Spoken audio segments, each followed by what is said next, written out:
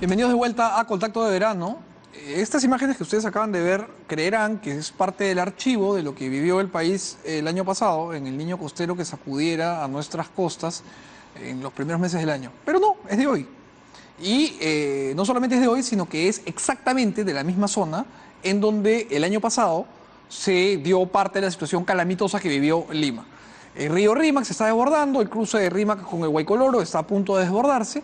Y es curioso porque, claro, si ustedes buscan imágenes del año pasado, es exactamente el mismo ángulo de la cámara, porque estamos exactamente frente a la misma situación en el mismo lugar.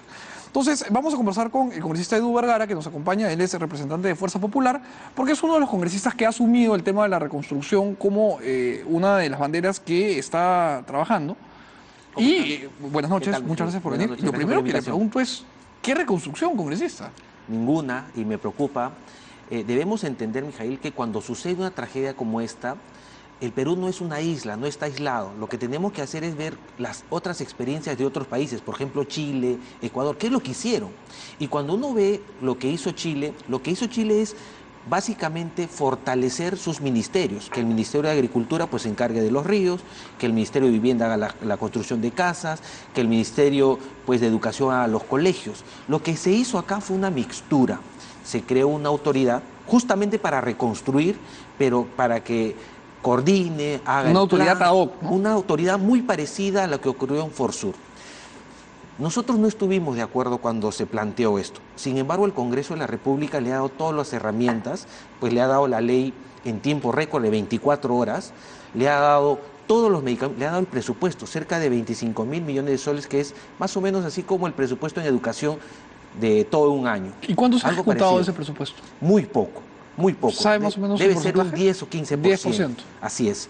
Pero cuando vemos estas imágenes sobre sitios donde ya se había advertido que la reconstrucción tiene básicamente tres etapas. Prevención, que es hacerle mantenimiento, crearle pues Es claramente lo que no hemos hecho. lo que no hemos hecho, crearle pues el cauce del río, descolmatar las mallas geodinámicas que están en Chosica. Chosica, podrás recordar que todos los años tenemos las mismas De tragedias acuerdo. por los mismos lugares. Lo siguiente que tenemos que hacer es reasentar. Lo que es hay que reubicar a estas familias que viven en zonas no mitigables, zonas que aunque hagas lo que hagas, pues siempre van a estar vulneradas, en sitios vulnerables, para ubicarlas. Y lo otro hay que reconstruir. ¿Qué hemos hecho hasta ahora?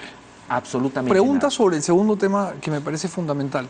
¿Tenemos idea, o tiene el Estado en alguna de sus estamentos, idea de cuántas familias viven en zonas cuyo riesgo no se puede mitigar? Las casas que se han destruido, a las que se les va a construir nuevamente, son algo así como 48.000 casas.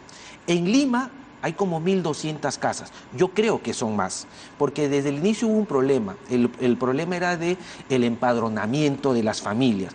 Muchas de las familias, cuando nosotros empezamos a visitar estas zonas, muchas de las familias no estaban en el padrón. Y me preguntaban, congresista, ¿a mí me corresponde el bono para construir nuevamente mi casa, para reubicarla? ¿Y la ausencia del padrón era porque no tenían título de propiedad? ¿Eran simplemente posesionarios? ¿Por qué no estaban ahí? Porque había una superposición de instituciones. Por un lado lo tenía que hacer el gobierno local, por otro lado lo tenía que hacer COFOPRI, y al final pues había una serie de instituciones y no lo tenían claro. De hecho, el plan no es tan claro. El plan lo que dice es, oye, la primera opción para reconstruir es el gobierno local, luego va el gobierno regional y finalmente, si ninguno de los dos lo puede hacer, lo tiene que hacer la autoridad de reconstrucción para la cual se ha creado. Ninguna funciona. Para darte un ejemplo, en el río Guaycoloro, que es un tramo así como de 30 kilómetros, una parte lo va a hacer el gobierno municipal de Lima, la alcaldía de Lima. La otra parte lo va a hacer el ANA. La otra parte lo va a hacer el gobierno municipal de Chosica. En un tramo como ese, muchas instituciones, una parte lo va a hacer el ANA y la otra parte lo va a hacer el Ministerio de Agricultura. En un tramo de 30 kilómetros hay una superposición de instituciones, hay una superposición de proyectos y finalmente no hay nada. Además, en el cauce del río Guaycoloro, en la parte en la que desemboca al río Rímac, hay un asunto que creo que fue gravísimo el año pasado. Ese es el Es puente que que se llama el puente Cisne. Sí, sí. ¿Ya? Ese puente, ¿recuerdas donde estaban pues flotando los cilindros? La zona Me cero, acuerdo clarito. ¿ya? Esta zona, ¿qué pasó? El puente cuando se instaló al revés. Las columnas iban al revés y por ende el cauce del río era más angosto en esa zona. Entonces, la pregunta lógica es, oye, ¿para qué vamos a descolmatar si tienes un cuello de botella en este puente? Lo más lógico es, pues nos tratemos este puente. Hemos tenido cerca de 25 reuniones con el alcalde, con los señores de Lana, con los señores de la reconstrucción, con las dos autoridades, Pablo de la Flor y luego el señor Edgar Quispe, y finalmente le han dado este tramo, luego de un año, le han dado para que este puente lo haga la Municipalidad de Lima. Pero ¿cómo es así que después de un año estamos viviendo estas imágenes? Lo que hemos hecho una propuesta, Mijail, era, si necesitamos una medida urgente, si necesitamos personal personal preparado, que tenga un área de ingeniería y que tenga una línea de mando, ¿cuál es la institución que tiene personal ya, inmediato? El Ejército. Necesitamos sacar al Ejército ante estos hechos. No para que construyan las casas, pero sí puede hacer un mantenimiento, hacer los diques de contención, sí puede hacer una descolmatación en las mallas geodinámicas en Chosica. Tenemos una zona que se llama Carosi, hoy día he estado ahí. En Carosi tiene 4 mallas. Las mallas son pues muros de contención ante la caída de piedras, pues evita que esas piedras lleguen a los hogares. Lo que hacen es, dejan que solo discurra agua. No, se mantiene. Hay una malla que llega a las piedras y se cae. Se Por eso, quedan solo ya queda Así es. agua. Entonces lo que solo pasa Y el barro, agua. ¿no? Así es. Un poquito de barro y agua. Entonces lo que tenemos que hacer es descolmatar, pero esa descolmatación tienen que hacer a mano. No hay máquina que llegue a esta altura del cerro, de esta quebrada. ¿Por qué no metemos al Ejército para que haga ese trabajo? O sea, necesitamos hacer una medida extraordinaria. Nuestro Ejército, gracias a Dios, no tenemos guerras, por lo pronto una guerra externa, pues usemos ese personal. Yo hablé con el ministro Nieto en su oportunidad y me dijo que tenía 10.000 personas para que salgan inmediatamente a reconstruir. ¿Y por qué no se ha hecho? No se ha hecho. Pues hay que preguntarle a la ministra o a la Premier. Yo le hablé a la Premier y le dije, oye, y también lo dije en el pleno. ¿Le habló de manera privada? Le hablé de manera privada, lo dije también en el pleno, Sí. necesitamos mano de obra inmediata. ¿Y qué fue lo que la Premier le respondió en esta conversación Que lo privada? iba a evaluar, que lo iba a evaluar. Pero vemos que no se ha hecho nada. Adicionalmente, cuando uno licita, para que tengas una idea, tenemos 10.000, en hombres son 100.000 hombres, ¿ah? Sí. Me equivoqué en el número, y son 10.000 O hombres. sea, el Ejército le dijo 100.000 hombres a disposición 100.000 hombres mañana. a disposición para salir en 2-3 días, ¿no? Y ellos tienen un área de ingeniería. Sí, claro, pues una división completa. Pues, y tampoco no hay mucha ciencia en hacer unos muros de contención, unos diques de contención y retomar el cauce del río Rima o de los ríos en Piura, ¿no? O sea, no es que van a hacer un transbordador espacial. O sea, yo creo que pues los ingenieros del Ejército peruano tranquilamente lo pueden hacer. Adicionalmente hay otro problema. El problema es que en esta reconstrucción, que es una tarea titánica, hay cerca de 10.000 proyectos, ¿no? O sea, obras de licitación por hacer. Cuando le dan la licitación a una empresa, hay otro que cuestiona eso y se van a un arbitraje. Ese arbitraje dura 3 o 4 meses. Siendo mucho más expedito además que el Poder Judicial, pero demora igual un montón. 3 o 4 meses. La pregunta es, si vamos a demorar cada vez que le den la concesión a una empresa y la que ha perdido va a impugnar o va a tratar de impugnar esa licitación y nos vamos a demorar 3 o 4 meses, la pregunta es, ¿cómo vamos a poderle devolver la tranquilidad a estas familias que con justa razón hoy día hicieron una marcha? Pues no tienen otra opción. Tenemos que sacar el Ejército, nuestro Ejército peruano, nuestro valeroso Ejército, para darle solución a este tema. Y que los ministros pues empiecen a darle la tarea de reconstruir las carreteras, las pistas y los hogares, ¿no? Pero no podemos esperar más tiempo, Mijail. Las personas con justa razón están exigiendo que se hagan las obras de una vez, inmediatamente, ¿no? Bien, vamos a hacer un corte y regresamos para hablar de este y de otros temas como la integridad de su bancada, que me parece especialmente importante a la luz de los hechos. Corte y volvemos.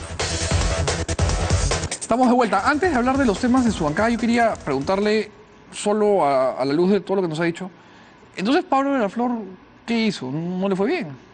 No le fue bien. Nosotros tuvimos una reunión 2 días antes de que, tuvimos una reunión el viernes, donde hizo serios compromisos con el alcalde de San Juan del Lurigancho, con el alcalde de Chosica, con el alcalde de Huachipa, y el lunes renunció.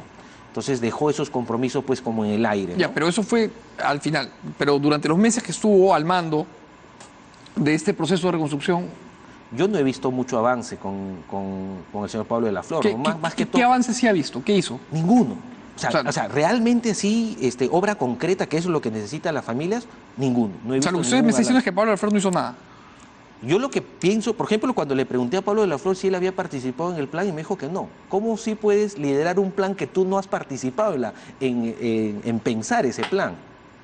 Hay un desorden Entonces, ¿cree usted que enorme. fue un error del gobierno haber designado a Pablo de la Flor, por lo menos en esas circunstancias? Yo lo que hubiera hecho es traerme una empresa de primer nivel para que nos ordene estos proyectos, ¿no? Debemos entender que esto ya pasó en Catrina, en Chile, en Ecuador, y tuve la suerte de hablar con gente del Banco Mundial y me decía, oye, lo que tienes que hacer ante este reto tan grande, traerse una empresa de primer nivel que nos ordene los proyectos y empezar a la gente a hacer esta reconstrucción Con esto usted ordenadamente, se refiere ¿no? a una empresa consultora, una empresa que ordene el proceso, no Así necesariamente es. una constructora que ejecute. Así es, que ordene los proyectos, que por ejemplo haga un fast track en el tema de la concesión de estas obras, que por ejemplo hacer y pensar en un organismo que pueda, cuando alguien te pueda, algún postor que no haya sido favorecido y te impugne, pues que le demore 2, 3 semanas, ¿no? O sea, salas momentáneas o salas delivery, de tal forma que las obras puedan trabajar adecuadamente, ¿no? ¿Y por qué ninguna de estas ideas se ha aplicado? ¿Cree usted, por impericia del gobierno a la hora de diseñar este plan que luego puso al señor de la Flor a encabezar o por impericia de la Flor a la hora de ejecutar? Bueno, yo creo que se asustaron ante este proyecto, ante este problema, ¿no? ¿Quién, Y el no es- gobierno, o sea, Kuczynski o de la el Flor? gobierno, el gobierno. Estoy hablando del presidente Kuczynski y estoy hablando de la premier, ¿no? No escucharon. Entiendo también que mucha gente del Banco Mundial se juntó con ellos. Por ejemplo, ¿recuerdas en las casas de cartón? Yo pregunté, oye, comprar las casas de cartón es toda una logística, porque hay acuerdo. que comprar la casa, hay que llevar la casa a Piura, a Chiclayo, hay que buscar un lugar para que esa casa sea instalada. Y hay no que puede ser poner- cualquier lugar, No- tiene que haber una serie de condiciones de suelo, Así me es. acuerdo. Y adicionalmente, lo más importante es dónde le pones el baño. De Pues acuerdo. se instaló las casas y se pusieron unos baños momentáneos. Entonces dije, oye, ¿y qué hicieron pues Chile? ¿Qué hicieron ellos? Lo que hicieron es el bono.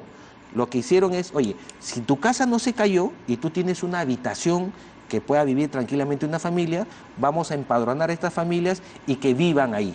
Te voy a dar un bono mensual para que tú puedas alquilar esta casa y en base a esta economía, 300, 400, 500 soles, en base a esta economía se genera una economía pequeña porque la familia empieza a tener un ingreso mientras te voy reconstruyendo Eso es tu casa. un subsidio de la demanda. Así, pero es inmediato, en vez de comprarte una casa que en 1 o 2 años ya no valen nada, o hay que destruirlas, o ya no tiene vigencia.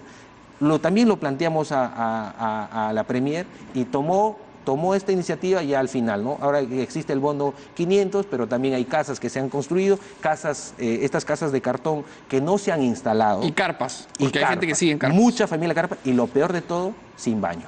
De acuerdo. Ahora, conociendo usted el asunto como lo conoce, ¿cuándo cree que vamos a estar listos para que estas imágenes, que hoy día nos recuerdan que somos un país absolutamente precario en su institucionalidad infraestructural, ¿cuándo vamos a estar listos? ¿Cuándo va a venir un fenómeno del niño en donde pues, las consecuencias sean pocas? Lamentablemente, como estamos viendo que no hay avance, no hay descolmatación, cero prevención, pues vamos a estar viviendo todos los años lo mismo, ¿no? Como tú lo has dicho, has estado en esa zona y me parece que estás viendo un déjà vu. Lo mismo, está ocurriendo lo mismo. Yo creo que hay un gobierno que no tiene mucha empatía con los problemas reales. Yo veo un gobierno que es un gobierno más de escritorio, un gobierno más con aire acondicionado, pero cuando uno va a escuchar a estas familias, las familias tienen a veces las respuestas. Y cuando ellos dicen, oye, ¿cómo creerle a este gobierno si luego de un año estoy viviendo en esta misma carpa?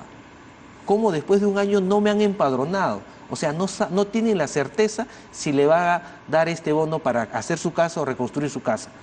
Pues no se ha hecho nada. Adicionalmente, no se ha reubicado a las familias, o sea, no se ha buscado terrenos para la reubicación. Se llama asentamiento, reasentamiento.